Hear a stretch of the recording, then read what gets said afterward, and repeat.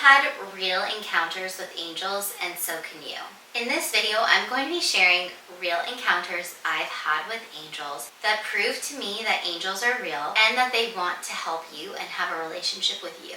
First, I want to explain why I believe I've had such strong encounters with angels. Since I was a child, my mom had me pray the guardian angel prayer. It was something I always prayed. I honestly didn't think very much of my guardian angel. I never prayed to or spoke to my guardian angel aside from the guardian angel prayer. And if you're not familiar with it, it goes like this. Guardian angel, my guardian dear, to whom God's love permits me here, ever this day be at my side to light and guide, to rule and guard. Amen. I would pray that every night before I went to bed. That was the only prayer we prayed before bed, and then we would ask God to bless other family members, and that was our nighttime routine. My mom actually started teaching me to pray that because at night I would have trouble falling asleep because I was afraid. And immediately when she started praying with me every night, that prayer, I stopped having nightmares. Looking back at my childhood and looking at me as an adult, struggling with fear is actually a theme of my life. Struggling with worry, anxiety, fear. And it was never something like now anxiety is a very common term, but when I was younger, I didn't know I had anxiety. I knew I was afraid of a lot, but I've never not continue to go forward and live my life even though I was afraid. But maybe that was also my guardian angels' help and intervention. You don't realize how much your angels are helping you and intervening for you. And the more that you are in a state of grace, the more that you pray to them, the more that they can do for you. So my first encounter with angels was when I was in high school. I was a senior in high school. I was driving to go from dinner with friends to go to a party. It was not super late at night, but it was dark outside and it was the nighttime. And I was driving on a quieter road, like a less driven road. I was driving through an intersection. It was yellow and this car left turned into me. I got knocked out from the impact. The only thing I saw was the headlights and I knew we were going to get in a car accident.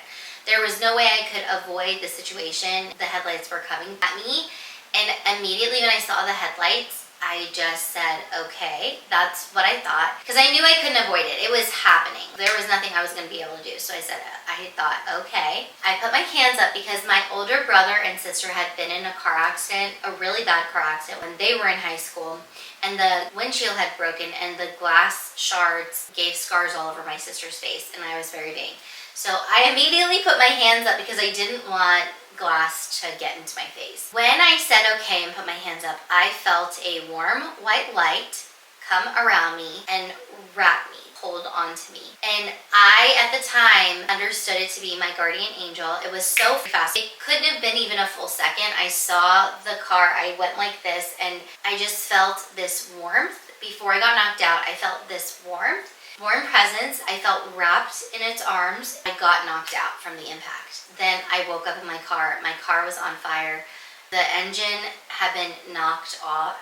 The whole front of my car was gone. That I knew it was my guardian angel. I knew my guardian angel had spared me. So it was my first encounter with an angel. And I want you to know, at that time in my life, I was not very religious. I always believed in God, but I was living a very secular lifestyle, very worldly lifestyle, and I had no intention of living my life for God. I thought I was going to live my life the way I saw fit, and God was just there. That made me realize, I guess, that angels were real, but it's funny, I've never really been that into angels, only recently. Now, like, that happened when I was 18, I'm 37, so almost 20 years later, I'm starting to really get into angels. I'll explain why I've recently gotten into angels too, because I've actually had some really cool signal graces happen that have led me to want to promote prayer to angels more. So I will share that at the end of this video, the signal graces I've received and what's made me want to not only pray to angels more, but encourage others to pray to angels more. For a guardian angel to have a lot of authority and power, you have to be in a state of grace. I definitely was not in a state of grace at that time. I was leading a pretty sinful, I think they might have all been venial sin though, so I don't know. But I was leading a pretty selfish, sinful lifestyle at the time, but my guardian angel definitely intervened for me and protected me. And I knew it to be my guardian angel immediately. I was not confused as to who helped me out in that moment. I knew it was my guardian angel. And I didn't really tell anyone about it. I didn't tell anyone that I had this encounter with an angel, because it was just not something in my nature. I didn't really open up about my spiritual life until 6 years ago, 5 years ago, 6 years ago. It took me a really long time to be more open about my faith, just to get an idea of who I was at that time. When I was in Colorado, I've shared this story a lot. When I went to be a camp counselor in the Rocky Mountains at a Catholic camp, but I really did it because I thought it'd be a cool experience. And I considered myself Catholic without doing anything that requires you to be Catholic. I was Catholic in name only. I was not, I guess you could have, I don't even think you really could have even called me a cafeteria Catholic, because I wasn't following anything. I was doing me. I was living a very simple secular lifestyle. I lived with my boyfriend, sex outside of marriage. I was not living for God in any way, shape, or form. But I really did have a good heart. I've always had a good heart. I'm not like a nefarious person. I've always genuinely wanted good for other people, and I can say that. I've always had a good and pure heart, and I thought I loved the Lord. I saw this meme, and it really was convicting for me, and I really think everybody should see it. It was loves God, and then it was obedient to God, and it was like all these people heading to hell because they say they love God. Because if you had asked me, I would have said I loved God at that time. But what an abusive relationship that was, that I said I loved God, and then I was just doing whatever I wanted. I didn't follow God in any way, shape, or form, but I loved God. Being obedient to God, that's the path to salvation. That's the path to true joy. And I was so unhappy, and you'll hear, like, my life isn't easy, but I am joyful. That's the fact of the matter. When you follow God, it's not like your life is going to be easy. It's the way of the cross. But you will have joy. What's interesting is you can have the whole world, and you can have all of the things that are supposed to make you happy, or the things that are promoted to make you happy, and you can have absolutely no joy. So when I went to Colorado, I learned the St. Michael the Archangel prayer. I had never heard of it before, but I was really into him because when I was in Philadelphia, I had a lot of insane experiences. I had crazy experiences. I was attacked twice. I had what I would consider demonic experiences. And this is when I was not walking with God, so I didn't really know how to manage those experiences. I just had these really crazy things happen. I saw someone get hit by a bus. It was an insane existence. Those 3 years I lived in Philadelphia were full of crazy things happening, and I was not spiritually protected because I was living in sin. When I went to Colorado, I learned about the St. Michael the Archangel prayer, and I was like, I need that because I've had so many bad things happen to me, and I know I need St. Michael. I learned the St. Michael the Archangel prayer, and I started praying it all the time, especially when I was afraid, which was often because I told you all these years I have struggled with anxiety. So St. Michael has been my protector. He's been there for me through so many things, so many seasons of my life. And what's crazy is those 3 years in Philadelphia, nonstop bad things happened to me. And I started praying the St. Michael the Archangel prayer. All that stuff stopped. All of that crazy stuff stopped. I never had an event like that happen again. And I'm so grateful. I'm so grateful to God for that. Because I was afraid that was going to be my life. Because for 3 years, that was my life. So on top of praying the St. Michael the Archangel prayer, this is when I've shared this before, but after Colorado, I really tried to live my life for my faith, and I tried, but I really struggled because I had been so worldly before and surrounded by worldly people and people who really weren't living their life for God. I really struggled, and that's something I always share in my testimony. You have to have people in your life that are also trying to walk with God and living their life for God, following God, not just in words, but in action, being obedient to the commandments. So during this half in, half out season, I would still pray the St. Michael the Archangel prayer pretty regularly. I was living in Austin at this point. I was living on Town Lake. I would take my dog every morning on Town Lake at 6 a.m. before the sun came up. I'm walking in the darkness and I see a man standing at the side of the trail, head to toe in black. I never saw his face, standing like this, almost like a scarecrow. I immediately knew that he was up to no good. I immediately in my heart knew that he was looking to attack me or someone. I did two things. I turned to him once I saw him and I smiled and I said good morning, because I had learned that if your attacker, if someone's going to attack you, if you acknowledge them as a person, they're more likely to acknowledge you as a person, and they're less likely to attack you because they see your humanity, and then they're less likely to be inclined to hurt you. So I turned and said hello, and then I kept walking. I didn't want to act like I was afraid and turn around and look behind me. The next thing I did was I started praying the St. Michael the Archangel prayer, and I just had this vision of St. Michael towering behind me with his giant wings, not wrapped around me, but just like blocking me away from this person. I immediately felt protected and safe. I knew I was gonna be okay. I kept walking. I was like, it was just a weird encounter. I'm just gonna keep walking. Part of town like I was living on, I had to walk in and then I had to walk back. So when I was looping back, I saw cops surrounding that area where I had seen the man. I had to go to work that morning, so it's not like I had time to snoop around and find out what had happened. I just like avoided that area. And then my friend, who knew I walked every morning at 6 a.m. on that trail, called me and was like, Mary, are you okay? I heard that this girl got attacked right by your apartment. She sent me the article. I read the article, and apparently there had been like a lot of attacks on women on that trail the last few weeks before this happened. I know that St. Michael protected me in that situation. I really believe that I was protected by St. Michael in that moment. I felt his presence there, and I really felt like I had a vision of him standing behind me with his big wings blocking me from this person. So I know that St. Michael protected me in that moment and protected me from having this horrible thing happen. Another story I have with St. Michael is when my husband was away in Korea. My husband went to Korea for 2 months to work while I solo parented our 5.5-month-old and 1.5-year-old. It was not a fun experience. I am still slightly traumatized, and if you've watched any of my videos, you've probably heard me mention it, so I'm sorry that you hear about it all the time, but that's how bad it was for me. While he was away, my son woke up a million times a night, and on top of that, I struggled with insomnia because of anxiety, of just the weight of being responsible for these two precious children that needed me so much for everything. They could do nothing really on their own. I knew that if anything happened, I was responsible for them. I was so anxious about that, feeling like I had nobody really that I could turn to if something bad happened. And during that time, when Hamas kidnapped all those people and took all those hostages, that's when that happened, that like horrible day, October 7th. Left like October 1st. This is also when a lot of propaganda started about our country being invaded by people, and like that was propagandized to people. I was crippled with fear. I was like, if something happens, my husband's in another country and I am alone with these children. And I was so sick with worry. I can't even explain to you. That's why I follow no political accounts, because let me tell you, they're all fear mongering. I really believe that like a lot of stuff is just meant to keep you afraid, and you do not need to be afraid. No matter what you go through, God is with you and God will be there for you. You will never suffer alone. I think we suffer more from fear of suffering than actual suffering. We suffer more from thinking about bad things happen to us than anything that we've ever been through. I mean, I've been through a lot, and I still think I've actually suffered more from all the things I've been worried about happening than the things that have actually happened to me. During that time, I was literally paralyzed with fear. I can't even explain, like, it was the worst feeling of my whole life. I started praying to St. Michael, my St. Michael prayer, and I had this vision of St. Michael being this giant angel, like giant, huge, taller than my house, which is a 2-story house, standing at the back door and the front door. And I had this vision of him being at the back door and the front door, standing bigger than my house. And I just knew that we were protected.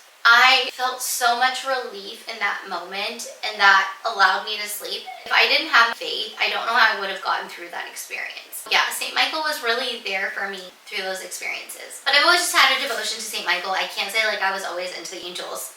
But what happened recently was I've been making a lot of prayer videos. I don't know if you've noticed, but I've been sharing a lot of prayer videos because I took a break from social media, and I also was feeling this pressure about what to share online, and this weight of like, who am I to share faith online? I'm nobody, you know? And also this fear of leading people astray. The more I get into my faith, the more I can see the error of my ways in previous times. And I never want to lead anyone on the wrong path. I always want to point people to Christ and goodness, but like, I'm not a theologian, you know, like I'm not anything. I'm just someone that loves the Lord and is trying to share how the Lord has transformed my life, because I know He wants to transform your life and be in relationship with you. He loves you so much, and He wants to be in relationship with you. Jesus loves you, and He wants to be in relationship with you. So I was feeling this paralysis about creating things because I didn't want to lead people astray, but I was like, well, I can do prayer videos and there's no way I can mess that up because I'm just reciting prayers. I'm going to just be sharing prayers. And I made them, I think, really beautiful. I've really enjoyed making them. They've been fun, creative outlets for me of ways I feel like I can draw people closer to Christ through prayer, because prayer is essential for the devout life. And yes, it's good to have true relationship and communication just with God, free communication with God, I think having devotions is really important, powerful.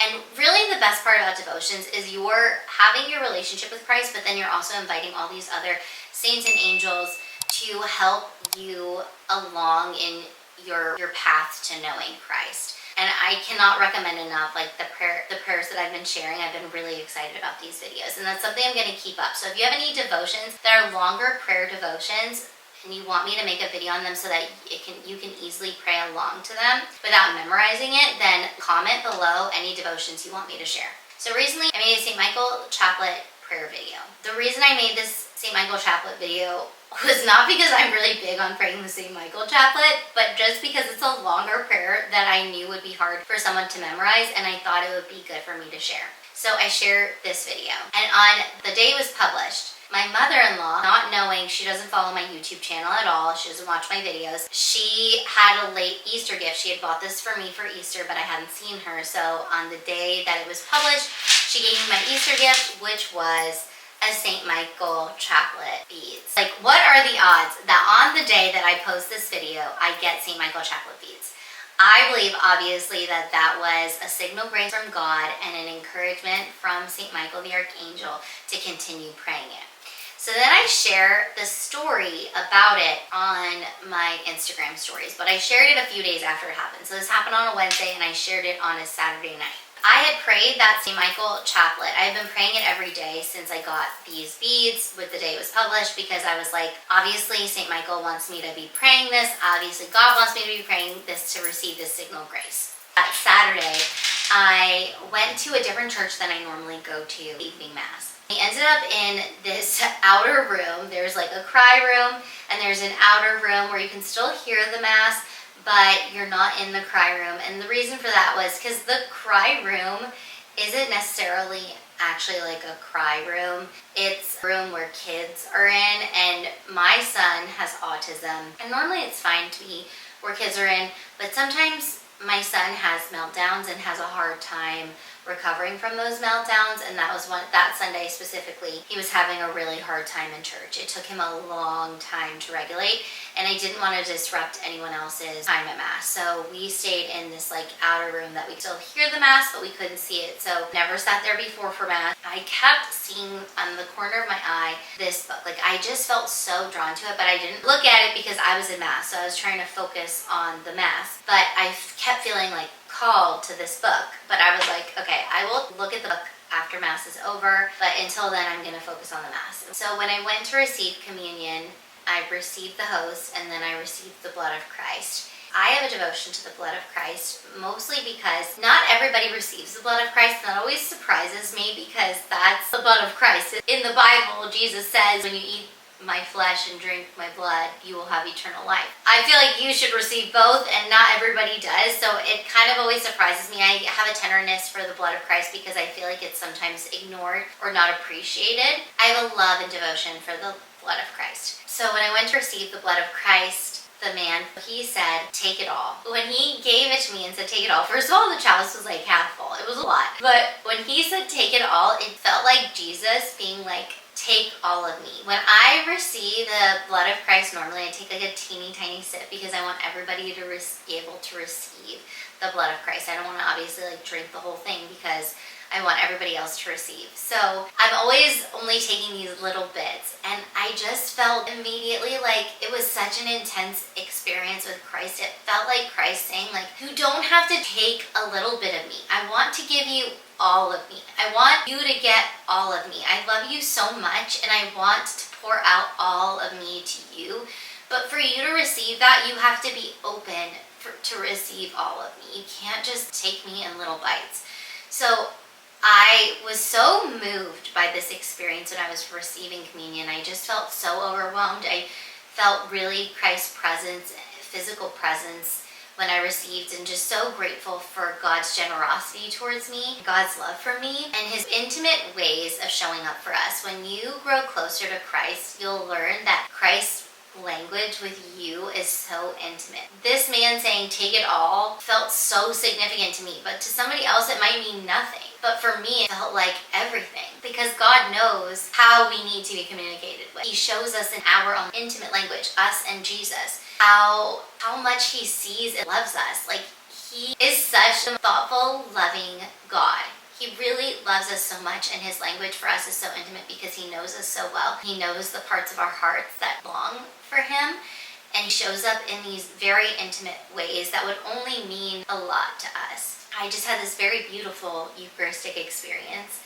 And then after Mass, I looked at the book on the shelf that was calling my name, and it was a book about angels, and it was all about the angels. I thought, wow, that's crazy. That's definitely like another signal of grace that I'm feeling so called to the angels right now. I'm feeling so called to learn more about the angels and have a deeper relationship with the angels, which I never have before. I had St. Michael and I prayed the guardian angel prayer, but like I never even really talked to my guardian angel until after reading this book. Now I'm talking to my guardian angel, and I'm gonna make a video specifically about the contents of this book. It's an awesome book. I highly recommend it, and I'll link it in the description box below if I can find it, because I actually got this book from that church. They let you borrow books, so I borrowed this book from that church. It's been such a fun, easy read, and talk about another signal of grace, another encouragement from the angels, that what are the odds that a book that would like be catching my eye and make me feel like I had to go like see what it is more was about angels. After Mass, when I shared on my Instagram stories about how I had made the St. Michael video and then I had gotten the chaplet, my friend messaged me and was like, you know, when you pray the St. Michael chaplet and receive the Eucharist, each of the 9 choirs of angels goes up with you to receive communion and get special graces from that. And I was like, what? That's crazy, because I had this really intense experience with the Eucharist after I was praying this, and I didn't even know it was connected. I highly recommend you start praying the St. Michael the Archangel prayer, the Guardian Angel prayer, and the St. Michael chaplet. Right now, all I have up is the St. Michael chaplet video, but I'm also going to make a little short of the St. Michael the Archangel prayer, as well as the Guardian Angel prayer, and I will link all of those in the description box below, as well as some shorts I've made about things I've learned about in this book, because I got too excited and couldn't wait to make a longer video about it. I had to share it immediately as I was learning it. So I hope you liked this video. If you did, please give it a thumbs up and subscribe to my channel. I'd love to have you here. I make videos about how to live a Christ-centered life, how to develop a deep and meaningful relationship with Jesus, and also these prayer videos I'm making, and I'm going to start doing Bible studies as well.